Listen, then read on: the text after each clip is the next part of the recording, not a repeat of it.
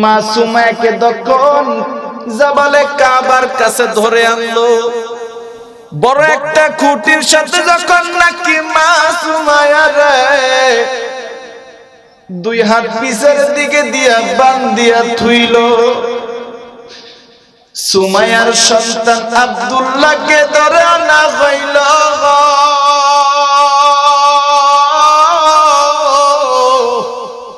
তারপরের দিন সকাল 10টা বেলায় মা সুমায়ার উত্তপ্ত বালির মধ্যে শোয়াইল। মা সুমায়ার যখন উত্তপ্ত বালির মধ্যে শোয়াইছে, মা সুমায়ার দুই হাতের মধ্যে দুইটা পেরাক মারছে। এ ভাইজান, মা সুমায়ার দুই পায়ের মধ্যে দুইটা পেরাক মারছে। বুকের উপরে এত বড় একটা পাথর দিছে। এবার মা সুমায়ার বলতেছে, সুমাইয়া রে কালেমা ছাড়বি কিনা বল। মা সুমাইয়া একটা চিল্লান দিয়া বলে, বেঈমান রে জীবন দিব কিন্তু তোর বেঈমানের সামনে ঈমান বিক্রি করব না। সুমাইয়া একটা ডাক দিয়া বলে, মালিক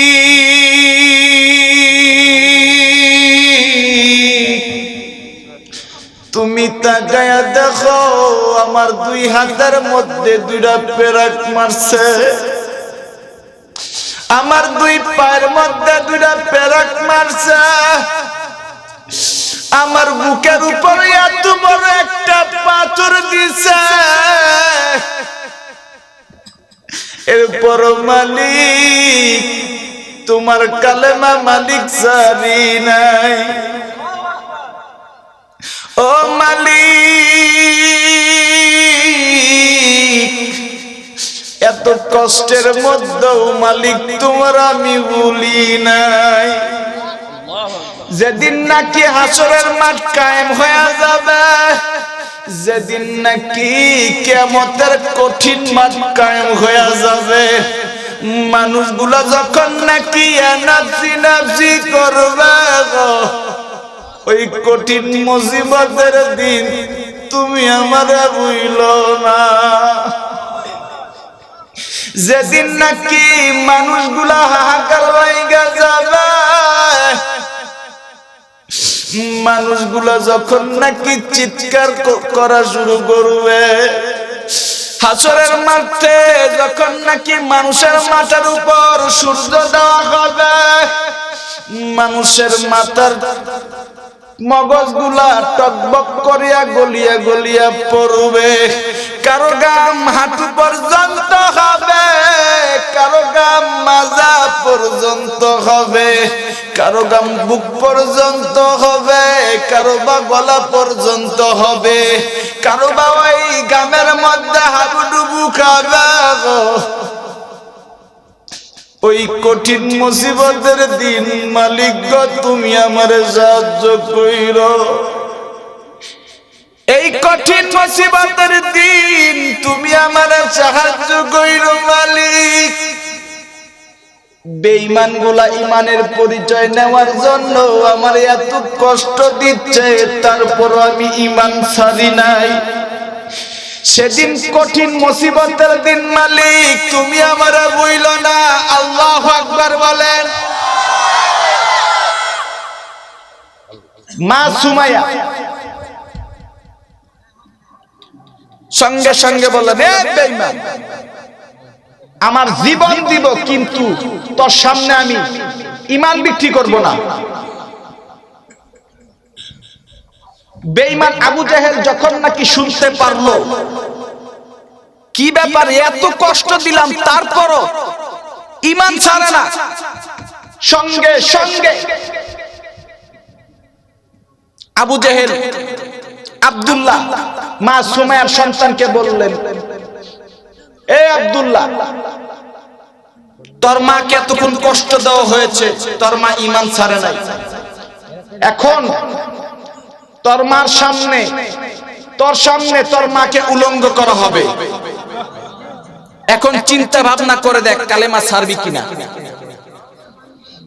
বাজান রে, সন্তানের সামনে মায়ের উলঙ্গ করা হইছে। যুবক ভাইরা,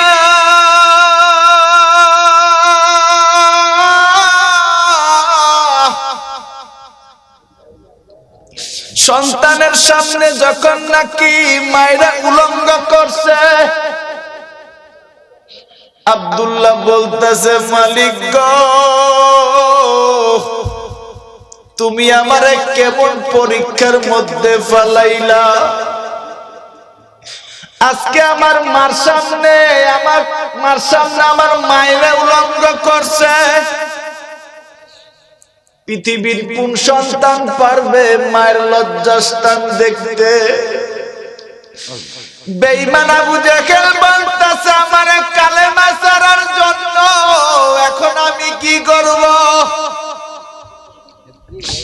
আমি কি কালেমা ছাড়বো নাকি আমার মার লজ্জাস্থান দেব?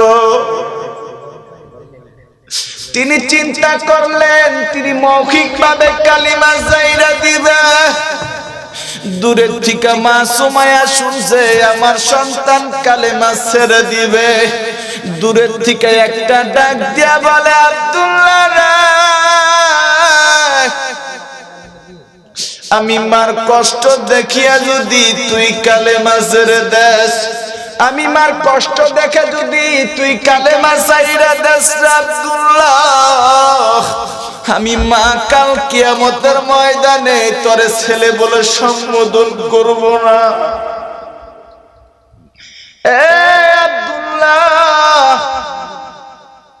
তুই যদি আমার সন্তান হইয়া থাকস, আমি মা বললাম আমারকে যতই কষ্ট দেখ তুই কালেমা ছাড়বি না। আল্লাহু আকবার বলেন।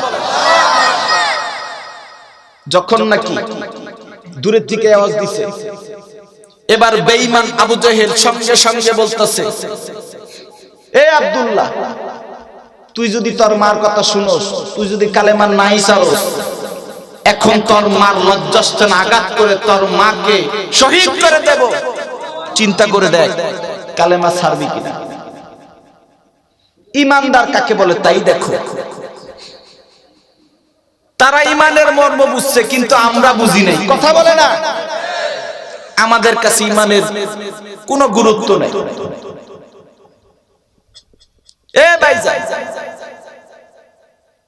আজকে আমরা ইসলাম কত সহজে পাইছি, কিন্তু আমরা গুরুত্ব দেই না। কিন্তু তাদের কাছে ইসলামের গুরুত্ব ছিল, তাদের কাছে ধর্মের গুরুত্ব ছিল, কারণ তারা ঈমান টিকিয়ে রাখার জন্য তাদের জীবন দিত, কিন্তু ঈমান বিক্রি করতো না। কথা বলেন ঠিক কিনা?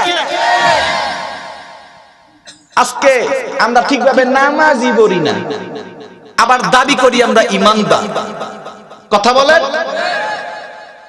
এ ভাইজান, হানজালা, এই হানজালা একদিন আবু বকরের কাছে গেছে। আবু বকরের কাছে গিয়ে বলতেছে, ও আবু বকর, আমি আপনার কাছে একটা কথা জিজ্ঞেস করতে চাই। বলো।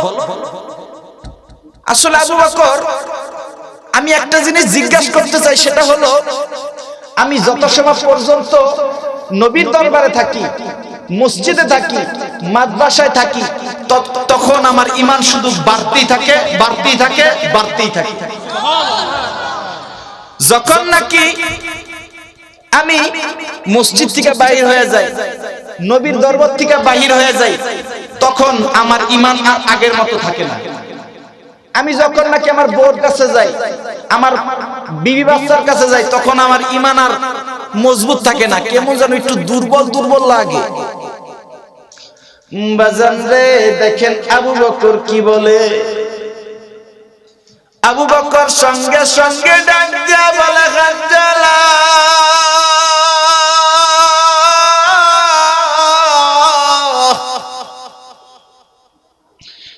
বলতেছো তুমি যখন মসজিদে থাকো তোমার ঈমান 100 থাকে, তুমি যখন নাকি মসজিদের মধ্যে থাকো নবীর দরবারে থাকো তখন তোমার ঈমান 100 থাকে। তুমি যখন নাকি মসজিদ থেকে বাহির হয়ে যাও, তুমি যখন নাকি নবীর দরবার থেকে বাহিরে যাও তখন তোমার আর ঈমান 100 থাকে না, একটু কম কম মনে হয়। এ হানজালা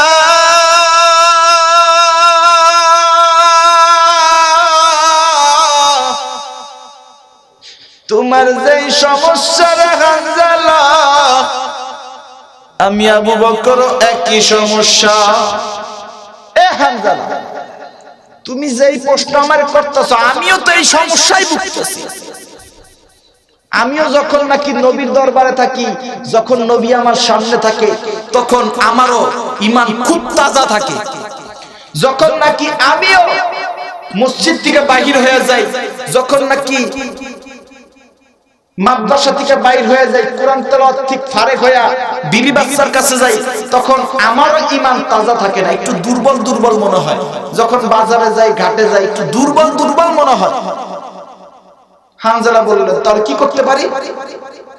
আবু বকর বললেন চলো আমরা নবীর দরবারে যাই। আল্লাহু আকবার বলেন।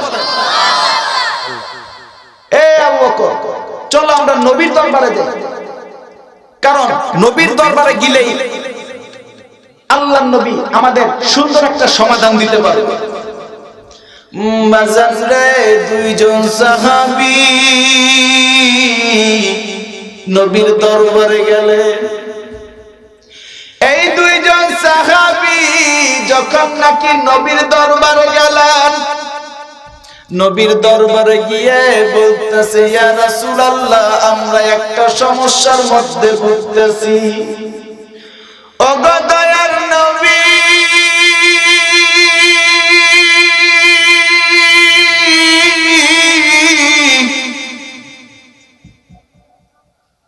আমরা যখন নাকি মসজিদের মধ্যে থাকি তখন আমাদের ঈমান 100 থাকে, আমরা যখন নাকি আপনার সামনে থাকি আমাদের ঈমান 100 থাকে, আমরা যখন নাকি কোরআন তেলাওয়াত করি আমাদের ঈমান 100 থাকে। ও গো দয়ার নবী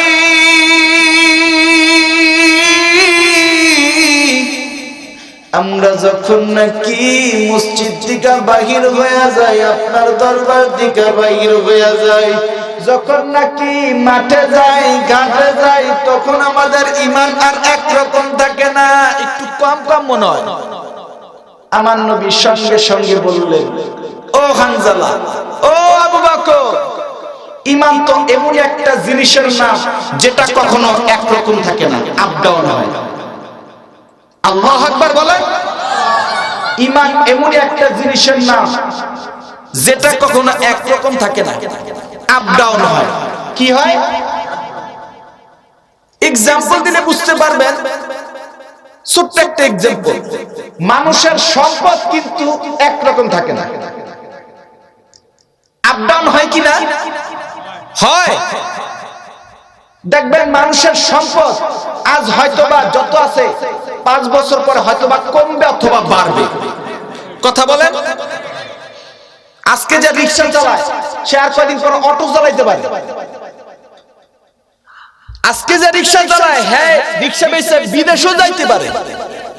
টাকা পয়সা সম্পদ কি সব সময় একরকম থাকে? টাকা পয়সা সম্পদ এটা যেমনি ভাবে একরকম থাকে না, ঈমানও এমন কখনো একরকম থাকে না, আপ ডাউন হয়। কেন আপ ডাউন হয়?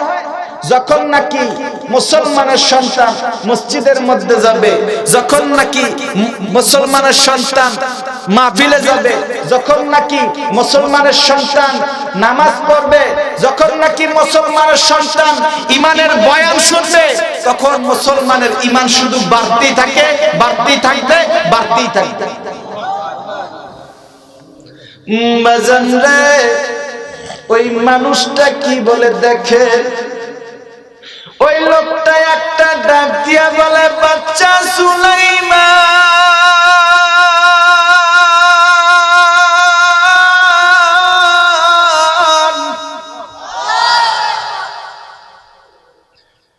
আপনি তো জানেন না আমি দুইজন নবীর উম্মত।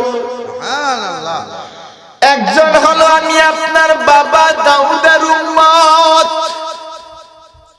আর একজন হলো বাদশা সুলাইমান, আমি আপনার উম্মত।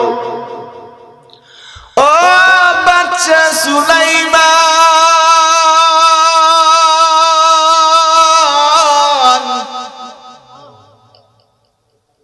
আপনার বাবার উপরে আল্লাহ একটা কিতাব দিয়েছেন, যেই কিতাবটার নাম হলো জাবুর।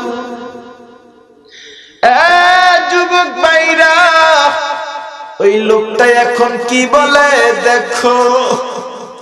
লোকটা ডাক দিয়া বলে, বাচ্চা সুলাইমান রে, আপনার বাবার আল্লাহ এত সুন্দর কণ্ঠ দিয়েছে, যেই কণ্ঠ দিয়া যখন নাকি জাবুর কিতাব তেলাওয়াত করতো, আপনার বাবারে আল্লাহ এত সুন্দর মধুর সুর দিয়েছে। এই মধুর কণ্ঠ দিয়া যখন নাকি আপনার বাবা দাউদ জাবুর কিতাব তেলাওয়াত করত, আকাশের পাখি যদি আকাশ দিয়া যাইতো, আপনার বাবার সামনে বসিয়া যাইতো। আপনার বাবা যদি সমুদ্রের সামনে বসিয়া জাবুর কিতাব তেলাওয়াত করত, সমুদ্রের মৎস্যগুলো আপনার বাবার সামনে বসিয়া যাইতো। ও বাচ্চা সুলাইমান, আপনি তো জানেন না আপনার বাবা যখন নাকি পাহাড়ের উপরে জাবুর কিতাব তেলাওয়াত করত, আপনার বাবার উম্মতরা তো আপনার বাবার তেলাওয়াত শুনতো না। আকাশ দিয়া যদি পাখিরা যাইতো, পাখিরা পর্যন্ত আপনার বাবার সামনে বসে যাইতো। বাচ্চা সুলাইমান গো, আপনার বাবার যে জাবুর কিতাব, ওই জাবুর কিতাবের হিকমত এবং জ্ঞান আল্লাহ আমারে দিয়েছে। ও বাচ্চা সুলাইমান, ওই হিকমতের জোরে, ওই জাবুর কিতাবের জ্ঞানের জোরে রানী বিলকিসের সিংহাসন চোখের পলকে আপনার সামনে উপস্থিত করব। এটা হলো আল্লাহর কালামের শক্তি। কথা বলেন ঠিক কিনা? এ ভাইজান, আল্লাহর কালামের এত শক্তি, তাহলে আমার নবীর উপরে যেই কিতাবটা আল্লাহ নাজিল করেছেন আল কোরআন, এই আল কোরআনের শক্তি কত হতে পারে? কথা বলেন। এই আল কোরআন এমনই একটা কোরআন, এমনই একটা বাণী, যেই বাণী দেখলেও সওয়াব, শুনলেও সওয়াব, পড়লেও সওয়াব। কথা বলেন। পৃথিবীর মধ্যে একটা কালামি আছে, একটা বাণী আছে, যেই বাণীটা, যেই কিতাবটা দেখলেও সওয়াব, পড়লেও সওয়াব, শুনলেও সওয়াব। আল্লাহু আকবার বলেন। পৃথিবীর মধ্যে কোন কিতাব আপনি পাবেন না যেই কিতাবটা পড়লেও সওয়াব, দেখলেও সওয়াব, শুনলেও সওয়াব। শুধু ওয়ানলি ওয়ান পিস, একটা কিতাব, সেটা হলো আল কোরআন। এই আল কোরআনের ভুল কি আজও পর্যন্ত কোন বেঈমান বের করতে পেরেছে? আজও পর্যন্ত কোন বেঈমান পারছে? কিয়ামত পর্যন্ত পারবে না। ফ্রান্সের এক ব্যক্তি ছিল, যার নাম ছিল মরিস বুকাইলি। নাম কি? Morris Bucaille. এই মরিস বুকাইলি যখন নাকি তিনি আরবদের সামনে আসলেন, এ ভাইজান আমার দিকে তাকান, এই মরিস বুকাইলি যখন নাকি আরবদের শাইখদের কাছে গেলেন, তো মক্কার ভূখণ্ডে একটা কনফারেন্স ছিল। তো মক্কার শাইখরা বলছে, পৃথিবীর মধ্যে আমাদের যে আল কোরআন আছে, এই কোরআনের মধ্যে কোনো ভুল নাই। মরিস বুকাইলি সঙ্গে সঙ্গে অবাক, হায় হায় কি বলে, পৃথিবীর মধ্যে হিন্দু ধর্মের গীতার মধ্যে ভুল আছে, বৌদ্ধ ধর্মের মধ্যে ভুল আছে, কিন্তু তোমাদের মুসলমানের আল কোরআনের মধ্যে ভুল নাই। এটা তো হতে পারে না। তিনি সঙ্গে সঙ্গে ফ্রান্সের জমিনে গেলেন। বাজান রে, সঙ্গে সঙ্গে ফ্রান্সে গেলেন।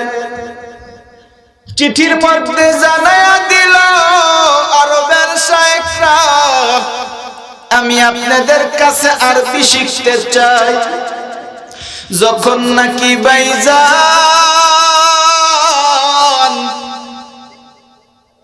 আরবদের শায়েখদের কাছে আরবি শিখতে চাইলেন, আরবের শায়েখরা ভাবছিল তিনি মনে হয় কোরআন বোঝার জন্য, কোরআন পড়ার জন্য মনে হয় আরবি শিখবে। কিন্তু যুবক ভাইরা না, তিনি আরবি সাহিত্য হইতে চাইছিলেন। সেটা হলো একটা কারণ, তিনি কোরআনের ভুল বাহির করার জন্য। তিনি যখন নাকি আরবি সাহিত্যিক হইলেন, আরবি সাহিত্যিক হওয়ার পরে যখন নাকি আবার কাবার সামনে আসলেন, আরব দেশে আসলেন, সঙ্গে সঙ্গে আরবদের শায়েখদেরকে ডাক দিলেন, ও শায়েখরা, তোমরা বলছিলা এই কোরআনের মধ্যে কোনো ভুল নাই, হিন্দুদের গীতার মধ্যে ভুল আছে, বৌদ্ধদের ধর্মের মধ্যে ভুল আছে, কিন্তু তোমাদের যে আল কোরআন, এই কোরআনের মধ্যে ভুল নাই। ও আরবের শায়েখরা, আমি আরবি সাহিত্যিক হইছি, এখন তোমাদের কোরআনটা আমার সামনে আইনা দাও, আমি তোমাদের কোরআনের ভুল ধরায়া দিব। নাউজুবিল্লাহ কোন? এ আরবের শায়েখরা, আমার সামনে কোরআন আইনা দেন, আপনাদের কোরআনের ভুল ধরায়া দিব। বাজানরে যখন নাকি ওই মরিস বুকাইলির কাছে কোরআনটা দেওয়া হইল, মরিস বুকাইলি যখন নাকি ভাইজান আল কোরআনটা এইভাবে খুলছে, এইভাবে খুলে যখন নাকি কোরআনের ভুল ধরার জন্য কোরআন পড়তেছে, কোরআন পড়তে পড়তে এক পর্যায়ে যখন নাকি আধা ঘন্টা পার হয়ে গেছে, আধা ঘন্টা পর যখন আবার পড়তে পড়তে 1 ঘন্টা পার হয়ে গেছে, যখন নাকি পড়তে পড়তে ভাইজান 2 ঘন্টা পার হয়েছে, 2 ঘন্টা পর ওই মরিস বুকাইলির চোখ দিয়ে খালি অজস্র পানি পড়ে। মরিস বুকাইলি শুধু কান্দে আর কান্দে। আরবদের শায়েখরা বলতেছে, ও মরিস বুকাইলি, তুমি কান্দো কেন? মরিস বুকাইলি সঙ্গে সঙ্গে একটা চিৎকার দিলে বলে যায়, আমি আরবি সাহিত্যিক হয়েছিলাম তোমাদের কোরআনের ভুল ধরার জন্য, আমি আরবি সাহিত্যিক হয়েছিলাম তোমাদের কোরআনের মধ্যে ভুল ধরাইয়া তোমাদেরকে বেইজ্জতি করার জন্য, কিন্তু আমি যখন নাকি তোমাদের কোরআনটা পড়ি, আমি যখন নাকি তোমাদের কোরআনটা পড়তাছি, তখন এতই মজা লাগে, যতই কোরআন পড়ি ততই ভালো লাগে, যতই কোরআন পড়ি ততই ভালো লাগে। আরবের শায়েখরা, আমি আজকে থেকে বুঝলাম পৃথিবীর সব ধর্মের মধ্যে ভুল আছে, হিন্দু ধর্মের মধ্যে ভুল আছে, বৌদ্ধ ধর্মের মধ্যে ভুল আছে, কিন্তু ইসলাম ধর্মের মধ্যে ভুল নাই। আল্লাহ যে কিতাবটা পাঠিয়েছে আল কোরআন, এই কোরআনের মধ্যে ভুল নাই। আরবদের শায়েখদের সামনে কালেমা পড়ে বলে, শায়েখরা আমারে কালেমা পড়ায়া মুসলমান বানায়া দেন। আরবের শায়েখরা সঙ্গে সঙ্গে কালেমা পড়ায়া মরিস বুকাইলিরে মুসলমান বানায় দিয়েছে। আল্লাহু আকবার বলেন। এ ভাইজান, এই কোরআনের ভুলকে আজ পর্যন্ত কোন বেঈমান বের করতে পেরেছে? জোরে বলে। শুধু এই কোরআনের ভুল তো বাহির করবে দূরের কথা, এই কোরআনকে যদি নিঃশ্বাস করতে চায় কোন বেঈমানের পক্ষে সম্ভব? জোরে বলে। এ যুবক ভাইরা আমার দিকে তাকাও, এই কোরআন এমনই একটা কোরআন যাকে নিঃশ্বাস করার জন্য, যে ইসলাম ধর্ম নিঃশ্বাস করার জন্য ফিরআউন চেষ্টা করেছিল, ধ্বংস হয়ে গেছে। কথা বলেন। নমরুদ চেষ্টা করেছিল, ধ্বংস হয়ে গেছে। আবু জেহেল চেষ্টা করেছিল, ধ্বংস হয়ে গেছে। যেই নাস্তিক আর মুরতাদ চেষ্টা করবে, ওরাও ধ্বংস হয়ে যাবে। জোরে বলেন। সবার সাথে বাহাদুরি চলবে, কিন্তু কোরআনের সামনে বাহাদুরি চলবে না। সবার সাথে বাহাদুরি করলেও কোরআনের সামনে বাহাদুরি করিও না। এই কোরআনের সামনে যারাই বাহাদুরি করেছে, যারাই ক্ষমতা দেখিয়েছে, ওরাই ধ্বংস নিয়েছে। কথা বলেন ঠিক কিনা? এই ফ্রান্সের মাইক্রো এই কোরআনকে নিয়ে, আমার নবীকে নিয়ে কটূক্তি করেছে। কথা বলেন। এ মাইক্রো, তুই কি দেখোস নাই? তুই কি ইতিহাস পড়স নাই? তোর চাইতে বড় ক্ষমতাসীন ফিরআউন ধ্বংস হয়ে গেছে। তুই কি দেখোস নাই? তোর চাইতে বড় ক্ষমতাসীন নমরুদ ধ্বংস হয়ে গেছে। মনে রাখিস ম্যাক্রো, তুইও ধ্বংস হয়ে যাবি। কথা বলেন। এ ভাইজান, কোরআনকে যারাই নিমিষ করতে চেয়েছে, যেই দেশের থেকেই কোরআনকে নিষিদ্ধ করতে চেয়েছে, সেই দেশের থেকেই কোরআনের আওয়াজ চালু হয়েছে। আমেরিকার ভূখণ্ডে একবার একটা কনফারেন্স হয়েছিল, মারহাবা বলে। এই আমেরিকার ভূখণ্ডে একবার একটা কনফারেন্স হয়েছিল। তো এই কনফারেন্সের মধ্যে সমস্ত ধর্মের মানুষগুলাকে ডাকা হইল, মারহাবা বলে। তো সমস্ত ধর্মের মানুষগুলো আসছে, সব ধর্ম নিয়ে কথা বলবে। লক্ষ লক্ষ মানুষকে দাওয়াত করা হইল কনফারেন্সের সামনে। সব ধর্মের মানুষ বসলো, আর সব ধর্মের মধ্যে যাদের পণ্ডিত, তাদেরকে 10 মিনিট করে টাইম দেওয়া হবে, তাদের ধর্ম নিয়ে আলোচনা করবে। এ ভাইজান, যখন নাকি হিন্দু ধর্মের দিছে,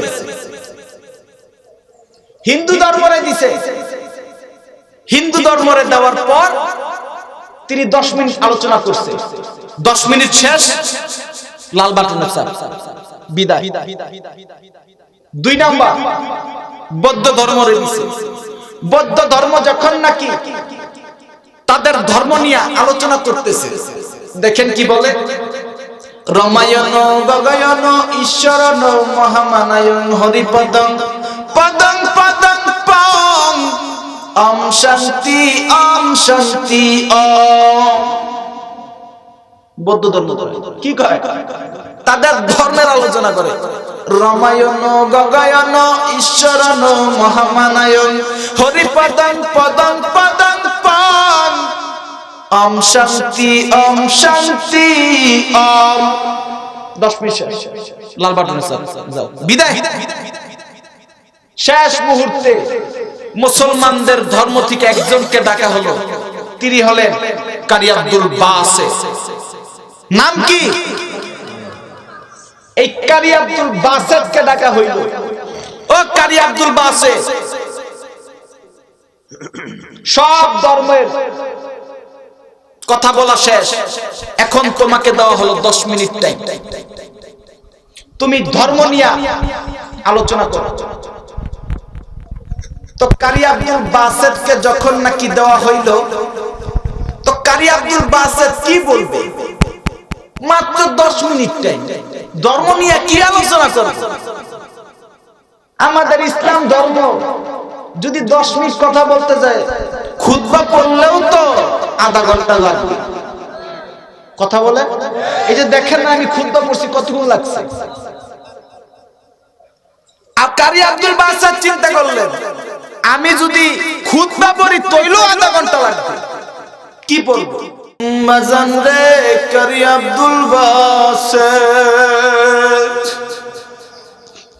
আসমানের দিকে তাকায় বলে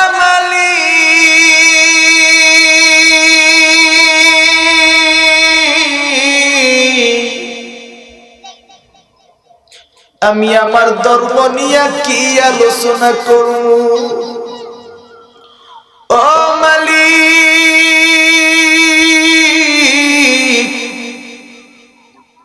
মাত্র 10 মিনিট টাইম আমি আমার ধর্ম নিয়ে আলোচনা করব না। তুমি যেই কোরআন আমার নবীর উপর নাজিল করছো, এই আল কোরআন থেকে আমি 10 মিনিট তেলাওয়াত করব। ও মালিক,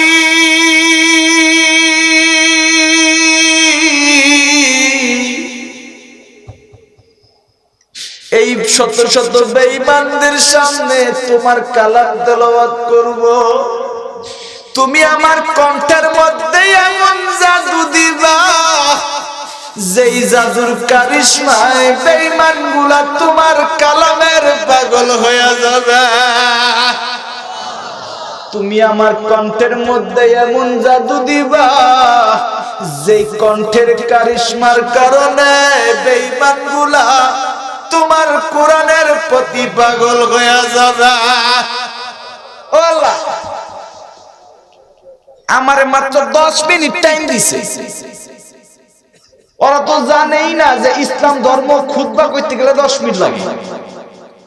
মালিক গো, আমি তোমার কাছে কিছু চাই না, তুমি আমার এই গলার কণ্ঠটাকে এত কারিশমাময় করে দিবা, আমি কোরআন তেলাওয়াত করলে যেন বেঈমানগুলা পাগল হয়ে যায়। কারি আব্দুল বাসিত মাজান রে কারি আব্দুল বাসিত চিন্তা করলেন কোরআন তেলাওয়াত শুরু করবে। তো দেখেন না কারীরা কেমনে তেলাওয়াত করে। কারীরা যখন নাকি কারি আব্দুল বাসিত বসছে, আল্লাহু আকবার জোরে বলেন, কারি আব্দুল বাসিত যখন নাকি মুখের সামনে মাইক্রোফোনটা নিছে, নেওয়ার পর যখন নাকি লম্বা একটা শ্বাস নিছে, দেখেন না কারীরা শ্বাস নেয়, শ্বাস নিতে নিতে 2 মিনিট শেষ। পাশের একজন আছিল, কারে আনছে, এ তো মুসলমানদের ধর্মের পুরো বদনাম করে ফেলবে, এটা 10 মিনিট টাইম দিছে, শ্বাস নিতে নিতেই তো টাইম শেষ। কারি আব্দুল বাসিত এবার যখন নাকি তেলাওয়াত করতেছে, আউযু বিল্লাহি মিনাশ শাইতানির রাজীম,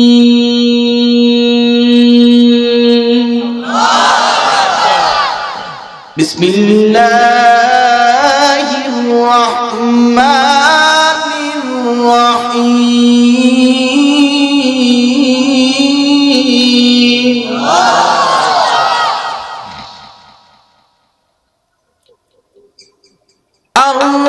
আর-রহমানু আল্লামাল কুরআন।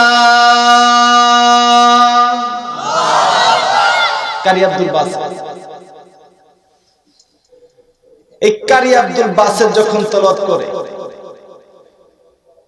মাজান রে কারি আব্দুল বাসিত সর্বপ্রথম সূরা ফাতিহা তেলাওয়াত করছে।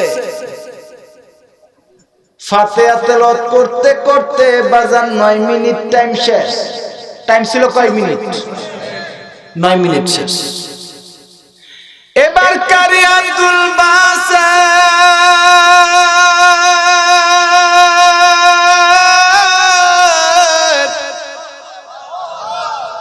যখন নাকি আর রহমান তেলাওয়াত করা শুরু করছে, আর রহমান তেলাওয়াত করা যখন শুরু করছে,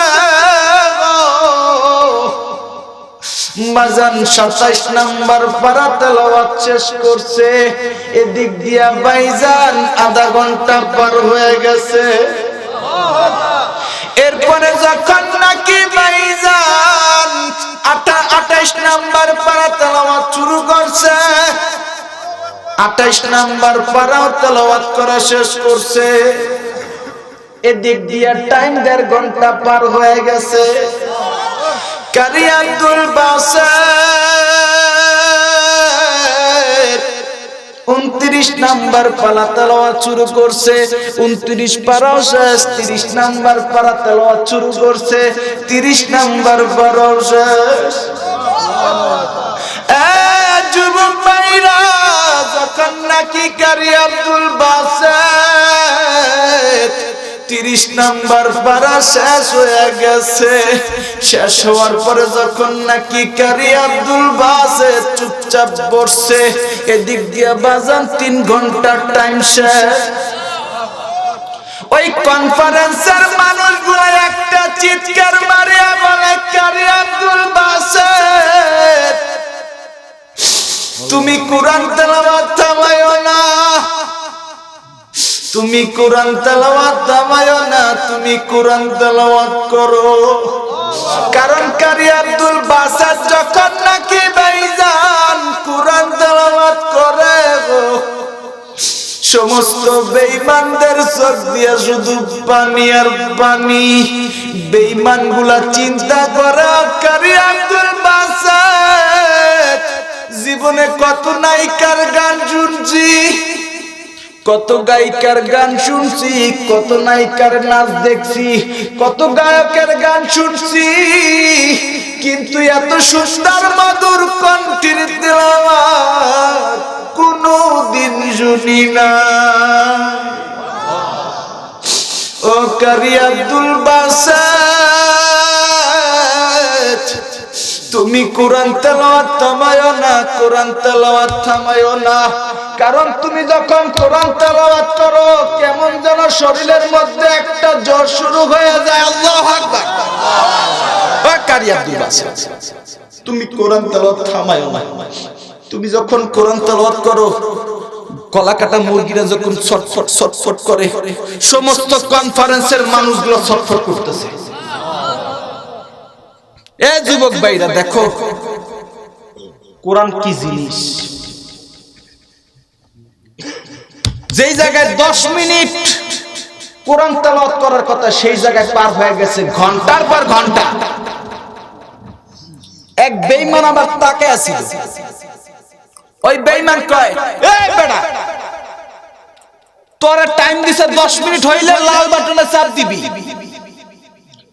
যখন নাকি হিন্দু ধর্মের মানুষ কথা বলছে, তুই 10 মিনিট শেষ লাল বাটনে চাপ দিছিস।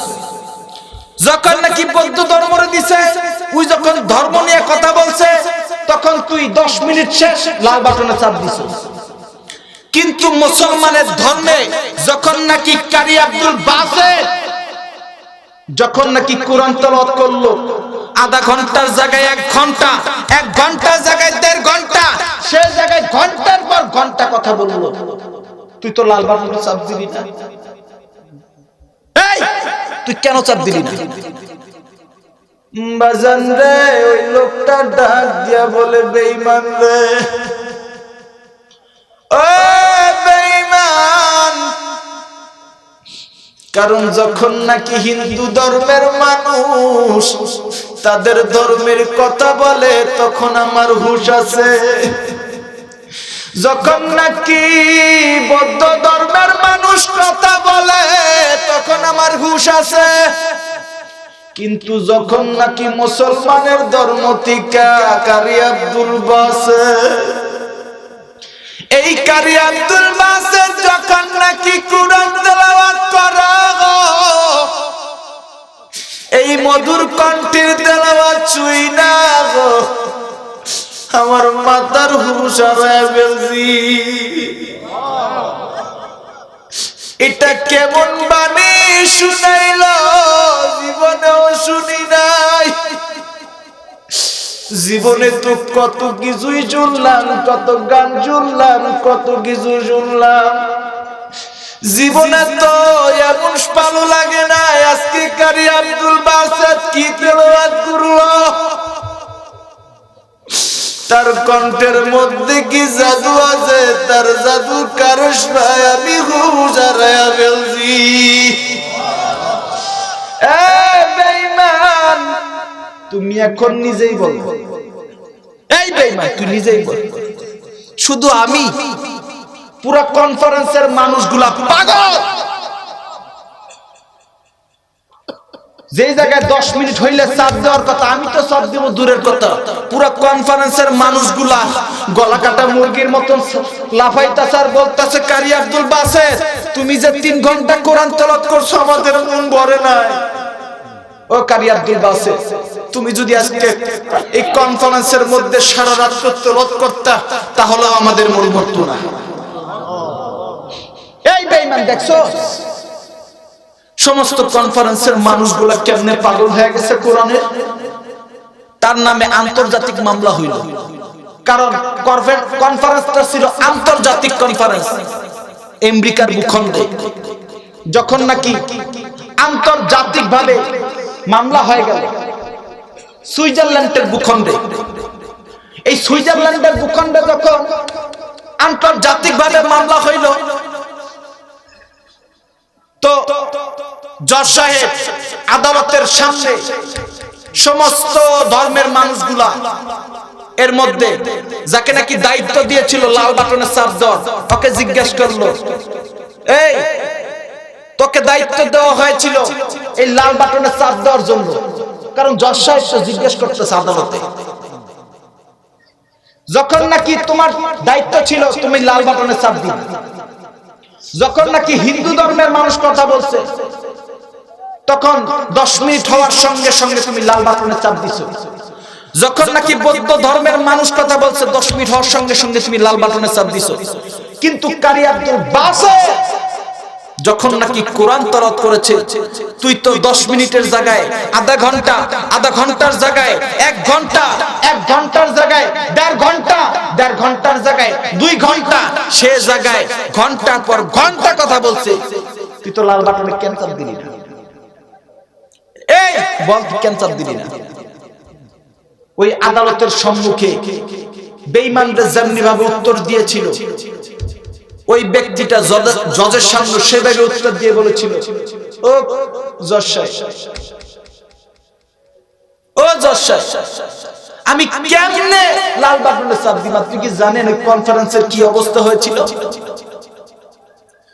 বাজান রে, লোকটা ডাক দিয়া বলে, জজ সাহেব, ও জজ সাহেব,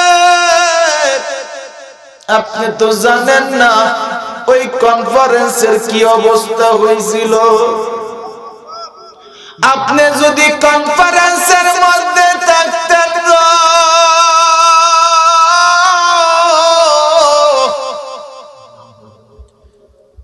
জজ সাহেব আপনিও নিজেও কোরআনের পাগল হয়ে যাইতেন, কারণ কনফারেন্সের মধ্যে যারাই ছিল তারা সবাই কোরআনের পাগল হয়ে গেছে। ওই কনফারেন্সের মধ্যে কারি আব্দুল বাসেদের তেলাওয়াত চুইনা সবার হুঁশ জ্ঞান হারায় ফেলছে। আমার যদি হুঁশ থাকতো আমি কি এমন কাজ করতাম? আপনি নিজেই বলেন জজ সাহেব, আমি কেমনে লাল বাটনে চাপ দিব, কিন্তু আমার তো হুঁশই ছিল না। জজ সাহেব তাই নাকি? হ্যাঁ জজ সাহেব, আদালতের একটা বিচার আছে, দেখবেন পাগল যদি কাউকে মারে তার কোনো বিচার নেই। কম তো কেন? তার কারণ হচ্ছে, ছোট্ট একটা কথা বলি, সেটা হলো আদালতের বিচারটা হলো, যদি কোন পাগল আরেকজনের মারে তার কোনো বিচার নেই, তার কারণ তার তো হুঁশই নেই। কথা বলে এই বাবাজির এমন ভাবে মুখ পেঁচে বইছে, হ্যাঁ মুখই খুলবো না, বক্তা চিল্লানার কাপ চিল্লা মইরা জাগা, আমি মুখ খুলুম না। জোরে বলেন, জোরে কথা বলেন। এ ভাইজান বলতেছিলাম, আমেরিকার ভূখণ্ডে কোরআনের আওয়াজ চালু হয়েছে শত শত বছর আগে। কথা বলেন ঠিক কিনা? এই কোরআনের আওয়াজ যদি কেউ বন্ধ করতে চায় পারবে? জোরে বলেন, কোনদিনও পারবে না। কারণ এই কোরআনকে সংরক্ষণের দায়িত্ব আমার আল্লাহ নিজে নিয়েছে। আমার আল্লাহ নিজেই বলেছে কোরআনের মধ্যে, নাহনু নাযালনা যিকরা ওয়া ইন্না লাহু লাহাফিজুন। এই কোরআনের সংরক্ষণের দায়িত্ব আমি আল্লাহ নিজে নিয়েছি। এ ভাইজান, এই কোরআন এমন একটা জিনিস, যেই কোরআনকে কোন নাস্তিক আর বেঈমান যদি সারা বিশ্ব থেকে সব কোরআন যদি জ্বালায় পুড়ে সব শেষ করে দেয়, তারপরও এই কোরআনকে বিনাশ করতে পারবে না। কারণ বাংলার জমিনে এখনো পর্যন্ত লক্ষ লক্ষ হাফেজ আছে। কথা বলে, হিন্দু ধর্মে সব গীতা যদি জ্বালায় পুড়ে দেয়, ওদের গীতার খুঁজে পাওয়া যাবে না, কারণ ওদের ধর্মের গীতার কোনো হাফেজ নেই। যদি বৌদ্ধ ধর্মের কিতাবের যদি সব পুরা জ্বালায় দেয়, ওদের ধর্মের সব কিতাব শেষ। কিন্তু মুসলমানেরা কোরআনকে যদি সব জ্বালায় পুরা শেষ করে দেয়, তারপরও কোরআনকে বিদায় করতে পারবে না। তার কারণ বাংলার জমিনে লক্ষ লক্ষ হাফেজ আছে। এই হাফেজদের মুখ থেকে আবারও কোরআনে কারিম সংরক্ষণ হবে। কথা বলেন, এই কোরআনের বয়ান এমনই বয়ান, যার অন্তরে লেগেছে সেই পাগল হয়ে গেছে। কথা বলে, কথা বলে। ছোট্ট একটা ঘটনা বলি, বলেই শেষ করে দিব। দেখেন, কোরআনের বয়ান যার অন্তরে লাগে, তার অন্তর কোরআনের পাগল হয় কি হয় না, সেই কথাই, সেই জন্যই ছোট্ট একটা ঘটনা আমি আপনাদের সামনে বলবো, শুনবেন সবাই? 5 মিনিট বসবেন না? ওমর ইবনুল খাত্তাব, তিনি ছিলেন একটা বেঈমান। মক্কার ভূখণ্ডে এই ওমর যদি রাস্তা দিয়ে হাইটা যাইতো, 40 দিন পর্যন্ত শয়তান ওই রাস্তা দিয়ে যাইতো না। কথা বলে, 40 দিন পর্যন্ত যাইতো না। এই ওমর ইবনে খাত্তাব দারুন নদওয়ার মধ্যে যখন নাকি আবু জেহেল বলল, মুহাম্মদের কল্লা কে আনতে পারবে, সঙ্গে সঙ্গে লাফ দিয়া এই ওমর ইবনে খাত্তাব তিনি বলল, আমি একাই ওমর ইবনে খাত্তাব যথেষ্ট। নাউজুবিল্লাহ বলেন।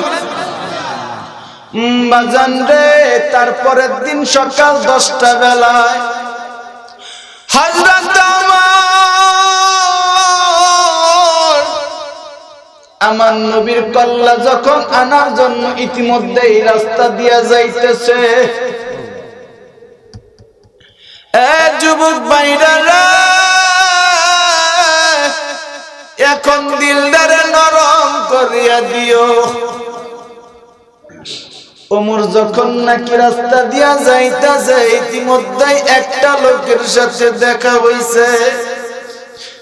লোকটা ডাক দিয়া সঙ্গে সঙ্গে বলে, ওমর,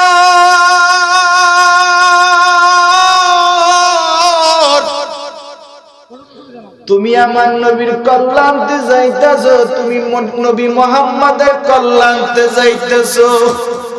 তুমি কি জানো তোমার নিজের ঘরেই কোরআন তেলাওয়াত করে?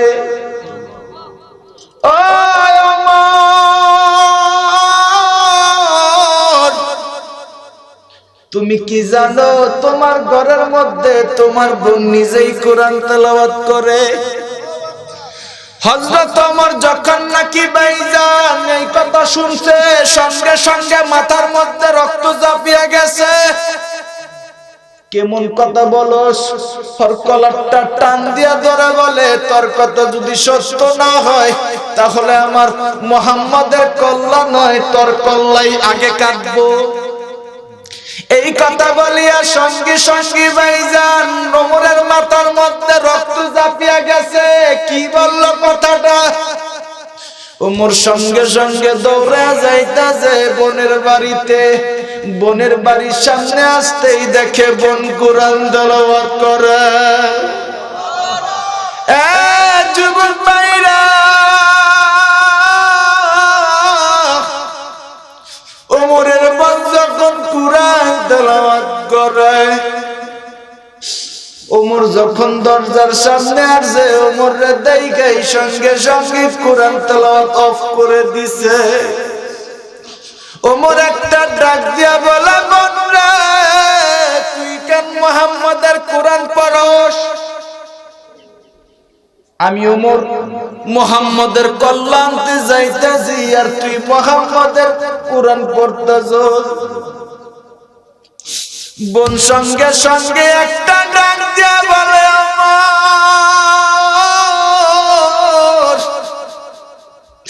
তুমি তো জানো না কোরআনের কত মধু। তুমি যদি জানতা কোরআনের মধ্যে কি আছে তাহলে তুমিও কোরআন পড়তা।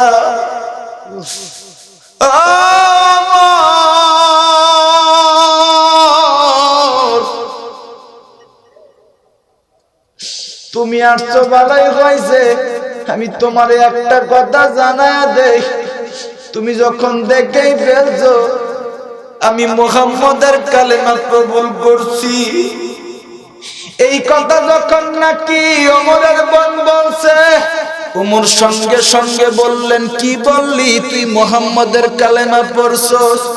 এমন ভাবে বাজান মাইর শুরু করছে বইনে, বইনের নাক দিয়া মুখ দিয়া রক্ত বাহির হইতাছে। পাশে ভগ্নিপতি ছিল, তিনি খাটের তলায় যে লুকাইছে। ওমরের বোন রক্তাক্ত অবস্থায় একটা ডাক দিয়া বলে, ওমর তুমি আমারে যতই মারো আমি একটাই কথা বলবো, সেটা হলো আমি মুহাম্মাদের কালেমা ছাড়তে পারবো না। তুমি আমারে যতই মারো এরপর আমি কোরআন ছাড়তে পারবো না। তুমি আমারে যতই মারো মারতে মারতে মারিয়া ফেলতে পারবা, কিন্তু আমারে কোরআন তেলাওয়াত থামাইতে পারবা না। যখন নাকি ভাইজান ওমরকে এই কথা বললেন, ওমর সঙ্গে সঙ্গে বললেন, বন্ধে তুই কি বললি? এত সময় পর্যন্ত ধরে মারলাম কিন্তু তুই কোরআন তেলাওয়াত থামাইলি না, এরপর তোর নাক দিয়া মুখ দিয়া রক্ত পড়তেছে, কিন্তু তারপর তুই বলতেছস মুহাম্মাদের কোরআন ছাড়বি না। এই কোরআনের মধ্যে কি আছে আমি দেখতে চাই, আমি তোর কোরআনটা পড়তে চাই, আমার একটু কোরআনটা পড়া। সঙ্গে সঙ্গে বোন বলে, ওমর তুমি তো নাপাক, তুমি আগে গোসল করে আসো তারপর ওযু করে আসো। হযরত ওমর ভাইজান গোসল করে আসলেন, তারপর ওযু করলেন। এরপর যখন নাকি বোনের সামনে বললেন, বোন রে এবার তো আমি পবিত্র হইছি, আমার সামনে কালামটা দে, আমার সামনে মুহাম্মাদের কোরআনটা দে, আমি একটু পড়বো, দেখবো মুহাম্মাদের কোরআনে কি আছে। বাজান রে মুহাম্মাদের কোরআন তেলাওয়াত করে, তোহা মাল্লা আলাইকাল কুরআন লিতাশকা। যখন নাকি বাজান বোন কোরআন তেলাওয়াত কইরা শুনাইতাছে, এমন ভাবে যখন নাকি কোরআন তেলাওয়াত শুনতাছে, ইন্দিমির টাইমে হযরত ওমর একটা ডাক দিয়া বলে, বোন রে আর কোরআন তেলাওয়াত করিস না, আর কোরআন তেলাওয়াত করিস না, এখন আর কোরআন তেলাওয়াত করতে হবে না, আমারে নবীর দরবারে নিয়ে যা, আমি একটু নবীর দরবারে যেতে চাই। সঙ্গে সঙ্গে বোন বলে, কেন? ওমর ডাক দিয়া বলে, বোন রে আমি তো আসছিলাম মুহাম্মাদের কল্যাণ নেওয়ার জন্য, কিন্তু আমি মুহাম্মাদের কোরআন পড়িয়া এমন পাগল হইছি, ওই কোরআনে কি কারিশমা আছে, কোরআনের মধ্যে কি আছে, আমি এখন মুহাম্মাদের কল্যাণ নয়, আমি মুহাম্মাদের কাছে আমি আমার নিজের কল্যাণ দান করব। এতক্ষণ তো আমি আসছিলাম মুহাম্মাদের কল্যাণ নেওয়ার জন্য, কিন্তু এখন আমি আর মুহাম্মাদের কল্যাণ নিব না, এখন আমি আমার নিজের কল্যাণ অর্থাৎ আমি আমার কল্যাণ দান করব মুহাম্মাদের কাছে, আমি কালেমা পড়ে মুসলমান হয়ে যাব। সঙ্গে সঙ্গে বোন যখন নাকি ওমরকে নিয়া নবীর দরবারে গেলেন, নবীর দরবারে গিয়ে যখন নাকি বাজার নবীর দরবারের সামনে আছে, হযরত ওমর দেখা আমার নবীর সামনে অনেকগুলা সাহাবী দাঁড়িয়ে ছিল। সমস্ত সাহাবীরা বলতেছে, নবী আপনি একটাবার তাকায় দেখেন, ওমর আপনার কল্যাণ নেওয়ার জন্য আসতেছে, আপনি শুধু একটাবার অর্ডার দেন গো নবী, অর্ডার দেন। হে ওমর আপনার কল্যাণ নেওয়ার জন্য আসতেছে, ওমর আপনার কল্লা তো নিবে দূরের কথা, ওমরের কল্লা আপনার সামনে এনে দিব। হযরত ওমর যখন আরো সামনে আসে, সমস্ত সাহাবীরা বলতেছে, নবী আর দেরি কইরেন না, আপনি শুধু একটা বার অর্ডার দেন। সঙ্গে সঙ্গে আমার নবী একটা ডাক দিয়ে বলে, সাহাবীরা রে, তোরা তো জানোস না রে সাহাবীরা, আমার ওমর আমার কাছে আমার কল্লা নিতে আসে নাই, আমার ওমর আমার কাছে আসছে, আমার কাছে তার কল্লা দান করবে। আল্লাহু আকবার। ওমর তো এখন আমার কাছে আমার কল্লা নেওয়ার জন্য আসে নাই, ওমর তো আমার কাছে কল্লা দেওয়ার জন্য আসতেছে। ও সাহাবীরা, তোরা শুধু একটু অপেক্ষা কর, দেখতে পারবি ওমর কেমনে আমার কাছে কল্লা দান করে। সমস্ত সাহাবীরা অবাক হয়ে গেলেন, আমার নবী এটা কেমন কথা বলে। সঙ্গে সঙ্গে ভাইজান ওমর যখন আরেকটু সামনে আসলেন, সামনে আসিয়া বলতেছে, দয়ার নবী আমি আবু জেহেলের কাছে ওয়াদা করছিলাম, আমি আপনার কল্লা তার কাছে নিয়ে দিব, আমি আপনার কল্লা নেওয়ার জন্য আসছিলাম নবী, কিন্তু আপনার উপর যে একটা কোরআন নাজিল হয়েছে, আপনার উপর যে কোরআন নাজিল হয়েছে, কোরআন শুনিয়া এখন আমি আপনার কোরআনের পাগল হয়ে গেছি, আমি আপনার পাগল হয়ে গেছি গো, আমি এখন আর আপনার কল্লা নিব না, আমি আমার নিজের কল্লা দান করব গো নবী। এই কথা যখন বলছে, সমস্ত সাহাবীরা অবাক, হায় হায় ওমর বলে কি, যে ওমর নাকি কল্লা নিতে আসছিল, আজকে সেই ওমর নিজের কল্লা নাকি দান করবে। আমার নবী বললেন, সাহাবীরা রে, তোরা একটু জোরে যা, দেখ আমার ওমর করে কি। সঙ্গে সঙ্গে ওমর বললেন, দয়ার নবী আপনার হাতের মধ্যে হাত রাখলাম গো নবী, আর দেরি কইলেন না নবী, আপনি আমারে কালেমা পড়ে মুসলমান বানায়ালান। ও নবী, যতদিন পর্যন্ত আমি বেঈমান ছিলাম, ততদিন পর্যন্ত মক্কার ভূখণ্ডে আমি আপনার বিরুদ্ধে কথা বলেছি। আজকে যখন আপনার হাতের সামনে হাত থেকে যখন ওয়াদা করছি, কালেমা পড়েছি, ও নবী, এখন থেকে কোনো বেঈমান আপনার মুখের উপর কথা বলতে পারবে না। কথা বলে, আমি যখন আপনার কল্লা নিতে আইসা আমার নিজের কল্লা দান করলাম, ও নবী, এখন থেকে কোরআনের আওয়াজ আর শুধু মক্কার ভূখণ্ডে নয়, পুরো আরবের মধ্যে ছড়িয়ে দিব। কথা বলেন ঠিক কিনা? এ মুসলমানের সন্তান, কথা আর বাড়াবো না, যেহেতু আমার বড় ভাই চলে আসছে, কিন্তু একটাই কথা বলতে চাই, কোরআনের আওয়াজ বাংলা জমিনে থাকবে কি থাকবে না? জোরে বলেন। কোন বেঈমান যদি কোরআনের আওয়াজকে বন্ধ করতে চায়, কোন বেঈমান যদি এই কোরআনকে বিনষ্ট করতে চায়, বরং ওই বেঈমানদের বিরুদ্ধে আমরা সব সময় আন্দোলন করব। কথা বলেন ঠিক কিনা? যদি জীবন দিতে হয় জীবন দিব, যদি জান দিতে হয় জান দিব। তারপর কোরআনের বিরুদ্ধে যারা কথা বলবে, যারা নাকি নবীর বিরুদ্ধে কথা বলবে, ওদের বিরুদ্ধে সর্বোচ্চ আন্দোলন আমরা মাঠে ময়দানে করব। কথা বলেন ঠিক কিনা? আল্লাহ আমাদের সবাইকে কোরআনের উপর আমল করার তৌফিক দেন। সকলেই বলেন আমিন। ওয়া আখিরি দাওয়ানা আলহামদুলিল্লাহি রাব্বিল আলামিন।